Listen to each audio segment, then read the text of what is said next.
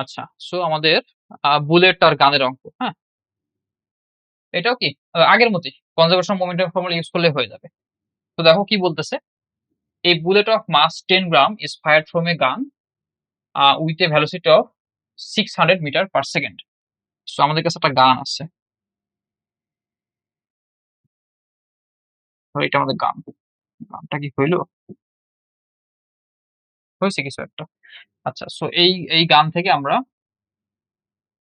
ধরো 10 গ্রামের একটা গুলি ছুড়ে মারছি। তো এবং এটার ভ্যালোসিটি কত? এটার ভ্যালোসিটি আমাদের 600 মিটার পার সেকেন্ড। ঠিক আছে। আচ্ছা, এরপর কি বলতেছে, at the same times the guns recoils backward with a velocity of 2 metre per second. দেখো এটাকে ওই যে নিউটনের থার্ড ল, যে আমাদের যখন গুলিটা বের হয়ে যাবে সে কি, যদি গুলি সামনের দিকে ধাক্কা পাচ্ছে গুলিটা কি পিছনের দিকে ধাক্কা দিবে আর কি। যে গুলিটা যখন বের হয়ে যাচ্ছে তখন এই গানটা কি পিছনের দিকে ধাক্কা পাবে।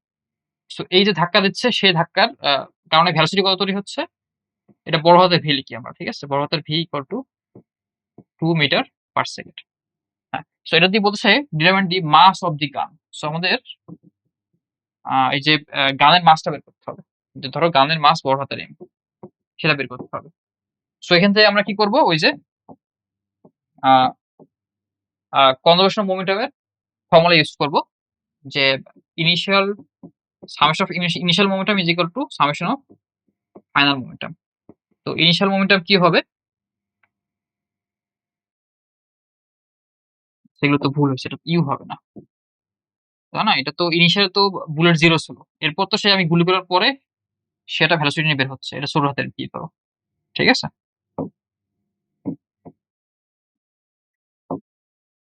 এটা ছোট হাতের ভি। আচ্ছা, তো তাহলে এখন ইনিশিয়াল মোমেন্টামের ক্ষেত্রে আমাদের লাগবে তাদের ইনিশিয়াল ভ্যালোসিটি। তো গান আর বুলেট কি সর্বপ্রথম স্থির ছিল, তারপরে আমি যখন গুলি করছে এরপর কি সে এই ভ্যালোসিটিতে বের হয়ে গেছে। তাহলে গানের ইনিশিয়াল ভ্যালোসিটি আমাদের 0 মিটার পার সেকেন্ড। তারপর আমার কি এই যে বুলেটের ইনিশিয়াল ভ্যালোসিটি কি সেম, 0 মিটার পার সেকেন্ড।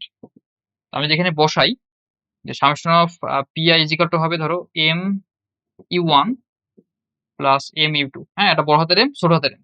ছোট হাতের এম মানে আমাদের বুলেট, আর বড় হাতের এম মানে গান।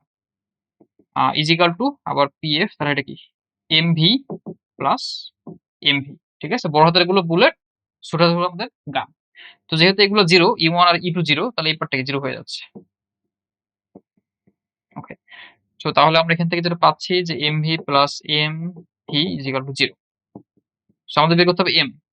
তাহলে এম ইজ ইকুয়াল টু কি লিখতে পারবো, minus M V divide by কত, বড় হাতের ভি। ঠিক আছে। আচ্ছা, কিন্তু আমরা জিনিস দিতে ভুলে গেছি, যে আমাদের বুলেটের গান যদি পজিটিভ ধরি, তাহলে গান কি উল্টো দিকে আসতেছে, তাহলে গানের আমাদের যে গানের ভ্যালোসিটিটাকে নেগেটিভ ধরতে হবে। ঠিক আছে, সো এখন ওইভাবে আমাদের ম্যাথটা বসাতে হবে এখানে। তাহলে মাইনাস এম, বুলেটের ভর কত, 10 গ্রাম, বা 10 ইন্টু 10⁻³ কেজি, ইন্টু তা ছোট হাতের ভি, তার মানে বুলেটের ভ্যালোসিটি 600, ডিভাইডেড বাই এখন বড় হাতের ভি। সো বড় হাতের ভি মানে আমাদের গানের ভ্যালোসিটি, সেটা কত, -2। হ্যাঁ, -2। তাহলে দেখি যে আমাদের গানের ভ্যালোসিটি মাস কত পাই। তো ব্র্যাকেট দিব, -10 ইন্টু 10⁻³, তারপরে আছে ইন্টু 600, ডিভাইডেড বাই -2। তো বাস 3 কেজি। হ্যাঁ, তাহলে গানটার মাস হলো আমাদের 3 কেজি। ঠিক আছে, মাস সাইজ হলো, সেটা ভ্যালু কত, 3 কেজি। তো এটাই আমাদের অ্যান্সার। হ্যাঁ, তো মাস আর বুলেটের এই ম্যাথগুলো সহজ, তোমরা একটু ঠান্ডা মাথায় চিন্তা করলে এটা ইজিলি করা যেতে পারে। আর এখান থেকে যে এমসিকিউ শর্টকাট আসে, যদি আমাদের ওই যে গানের এরকম থাকে যে গানের আইদার গানের ফাইনাল ভেলোসিটি বের করো বা বুলেটের ফাইনাল ভেলোসিটি বের করো, যেকোনো কিছু বলতে পারো বুলেটের গানের ম্যাথ দিয়ে, তাহলে এমসিকিউ ক্ষেত্রে আমরা এই ফর্মুলাটা ইউজ করতে পারি।